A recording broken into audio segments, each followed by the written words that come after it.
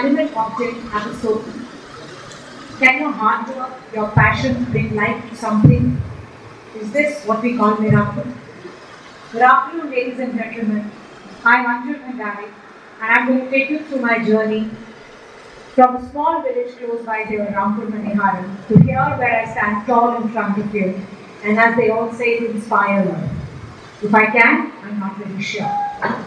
Since my childhood, I was over obsessed with cinema. Beautiful stars and their gorgeous costumes. This because my father had a cinema hall in that small village. I would hang into the projector room and watch all the movies all the time. I could do this because we used to live just above the cinema. That was our home. My mother was a working woman. She was the one who used to handle all accounts for my father, for all the businesses my father had. God bless her, she's 80 today and still working and has all her figures on point. So by now you would have clued together a small village, a working mother. So women empowerment was not something which was new in my life. I was born with it. That's all what I knew. So, because we had such a powerful woman in our life, something which was very important at that point of time was education. My brother, who's sitting here among us, was sent to Indore to study. He was put into a boarding school. Just because there were no English medium schools around, I was put into the nearby town, which was 20 kilometers away, Saharanpur, as most of you must be knowing around. Every day morning, my father would put me on a local roadways bus, or even sometimes a truck. Just because we were well known in the area, the privileged ones. The truck driver would drop me some 200 meters away from the school, where I would independently walk on my own. Because at times, it was not so bad back then. It was far safer than what it is if you have cell phones in your hand. So, times were really simple and times were not as tough as they look today when everything is digitized and things are meaning to be more simple. So, my grandfather was a man of a very different nature. He did not appreciate the girls in the house interacting with the local village kids. Why? Till date, I don't know. He never asked. One fine day, my mother, she heard me speak to one of our staff members in the local dialect, which all of you must know that around here in Western UP can be very crass. Imagine a girl standing in front of you, speaking in the local dialect, trying to speak to the staff member, trying to tell him, my mother lost her cool. She instantly decided that she is going to put me to the prestigious boarding school Wellenberg here and there. This is where I saw things different. Mind you, I was again put into an all-girls school. This is where this girl from a small village was given different wings, different eyes. We had students coming from all different backgrounds, different cultures, even international students. I started seeing the world very differently. I would do craft, I would do drama, I would do a number of hobbies, but just not studying. That's what I was not interested in. One fine day, my father, man of very few words, walked up to me after seeing my results. He told me that I have two options. He literally threatened me. Either I start studying, or he would marry me off. Take a guess. I took the second one. I accepted his proposal. I was all of 16 and a half. I still remember that hot summer day I was introduced to my now husband. I remember the man in a crisp white cotton chicken curry. Till date, I have not been able to get it out of my system. My husband is a very calm and patient man. He has no vices, intelligent. Doesn't know how to mince his words, calls a spade a spade. The moment I met him, I knew this is the man I wanted to be with. Soon we got married. I moved to Lucknow. Again here, my mother-in-law was a very active social worker, the matriarch of the house. She was a very respected woman. With her, I started traveling to small villages in and around Lucknow because she would hold these health camps for women there. This is where I was introduced to this beautiful ground of chicken country. And along with that, the problems which came for these women: poverty, abuse, caste, education, health. The list just wouldn't end. These women would passionately work on this piece of cloth to make extra money, to give a better living to their kids. Absolutely forget about thinking of educating their child. This is where I realized that the women of our country are truly not at fault. I was only living in a fault. In a couple of years, me and my husband moved out of Lucknow, and we moved places, moved jobs, and finally settled in Delhi with our 2 kids. Somewhere down the line, I was still stuck with these other 2 women. They were still in my heart. One fine day, my husband came up to us and told us that he had quit his job. Came to us as a shock. But all 3 of us respected his decision. We didn't know how to take this forward. Our savings were very few, bills were piling up, the resources were scanty. This was the time I actually felt like one of those other women.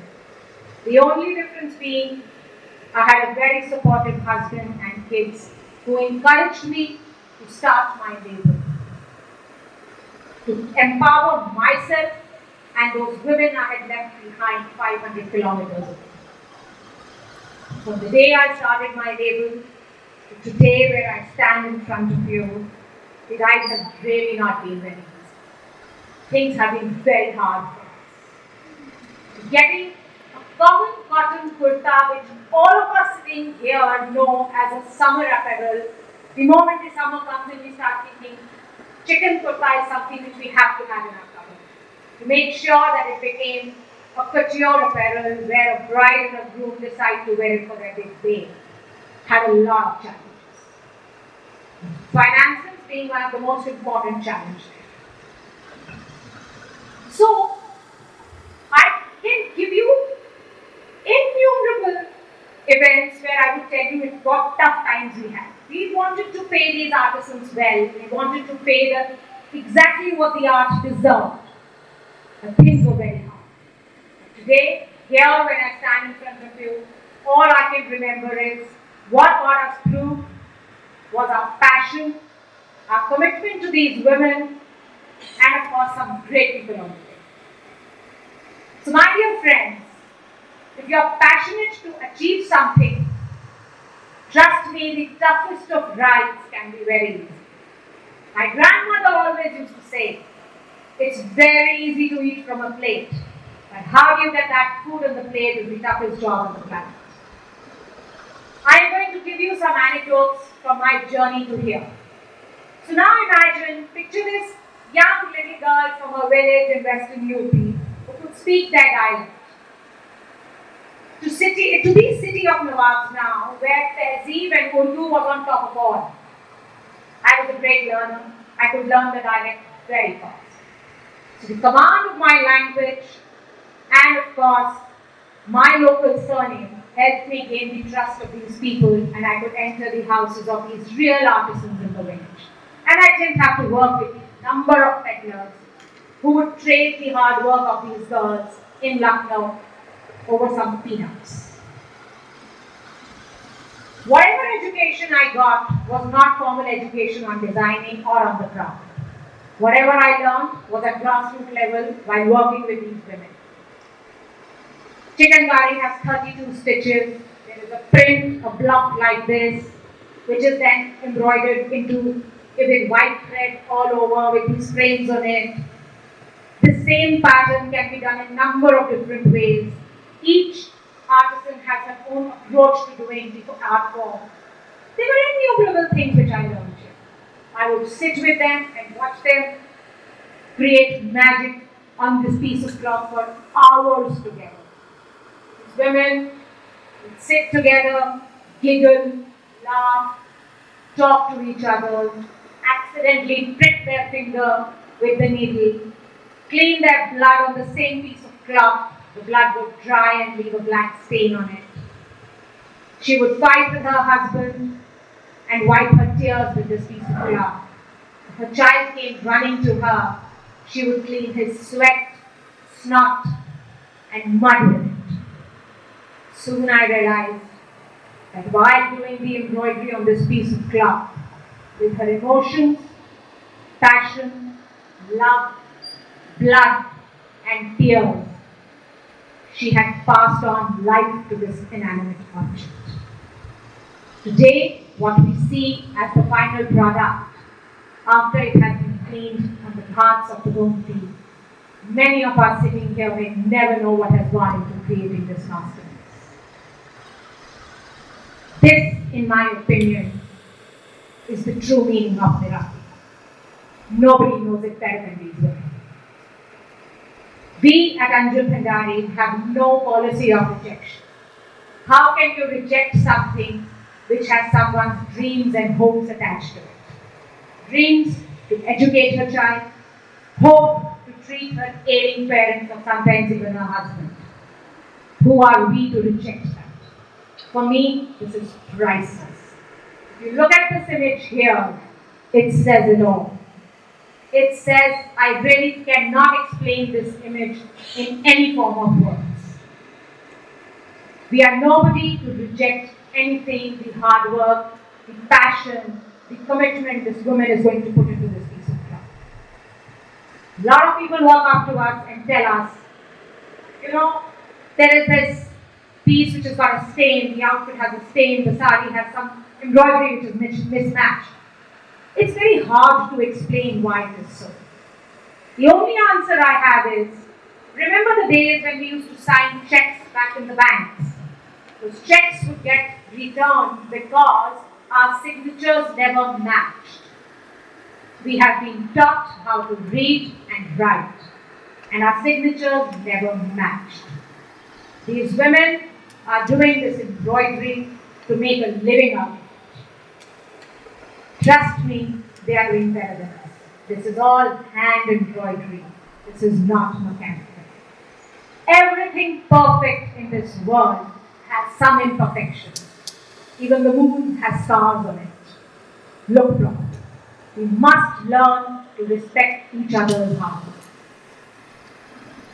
Now picture this little girl in the projector room with stars in her eyes, to now standing here in front of you and making sure that the galaxy of these new age stars, as we call them the millennials, wearing her label today. This achievement was only possible because of passion, hard work, and the commitment to these women, and of course their support all the way and my connection with them. We at Anjul Bhandari do not do any fashion week. We do not have a flagship store. We work with the bare minimum. We give back whatever we get to the artisan. My dear friends, I do not have stories to give you from progressive worlds, cities, towns, or even the glamorous fashion world as they say. For me, I have stories from the grassroots level of villages, of passion and hard work. If I was to give you these stories, I could sit here all night and we could continue. But I only have 18 minutes. All of us sitting here in this room are privileged in many ways. If we decide to follow our passion and take with us some less privileged, trust me, this world will be a better place. Success, according to me, is a benchmark we set for ourselves. It has got nothing to do with what the world is going to say to you tomorrow. It's a benchmark which you have set for yourself in your head. For many of you, where you sit and watch me, I may seem very successful. But some of you may think otherwise. For me, success does not mean having all the money and the riches in the world. For me, I would ask you to take a pause in your life and ask yourself, have you ever touched anybody's life and made a difference to it? If the answer is yes, maybe 1%, one person somewhere, I would consider you very successful. My dear friends, it's very important to be successful in today's world. But to be successful with a moral responsibility is a very different high. It's a drug I suggest each one of us tries, at least once in a life. I am going to leave you here with a quote and a little thought. Knowledge is passed on through experience and not success. So do not measure a person with the numbers in his bank account, but the calluses on his hand.